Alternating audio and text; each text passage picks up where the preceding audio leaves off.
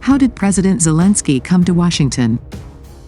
The special measures taken to transport Ukrainian President Volodymyr Zelensky from Ukraine to the U.S. capital show how important the relationship is to both countries.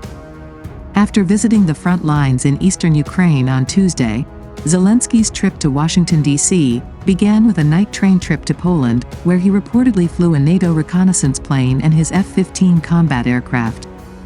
Boarded a U.S. Air Force aircraft carried by an aircraft.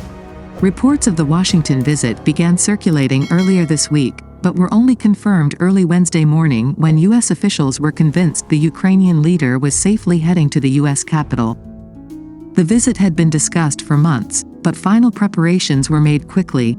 It was only after the visit was confirmed that the final plans could be put into action. Unsurprisingly, no official information has been released about this visit. Security is tight during a presidential visit, even in peacetime, but the risks are even greater for war leaders.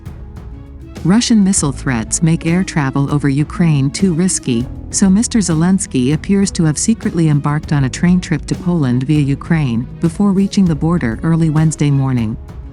Found at the station in the town of Przemysl, Polish television footage showed his aides, including Zelensky, walking on a platform with a blue and yellow Ukrainian train in the background. The group then boarded a waiting convoy containing a U.S. government favorite, a black Chevrolet, his Suburban. Many Western leaders and officials have visited Mr. Zelensky in Kyiv by train, but it was his first overseas visit since the war began in Russia.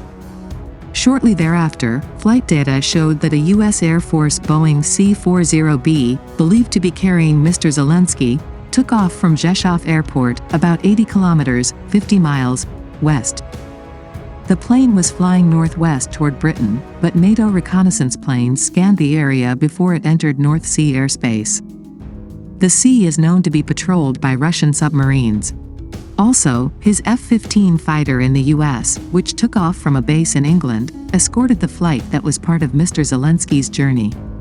Finally, the plane landed in Washington around noon, almost 10 hours after takeoff, and the Ukrainian president's travel time took many more hours, near Washington.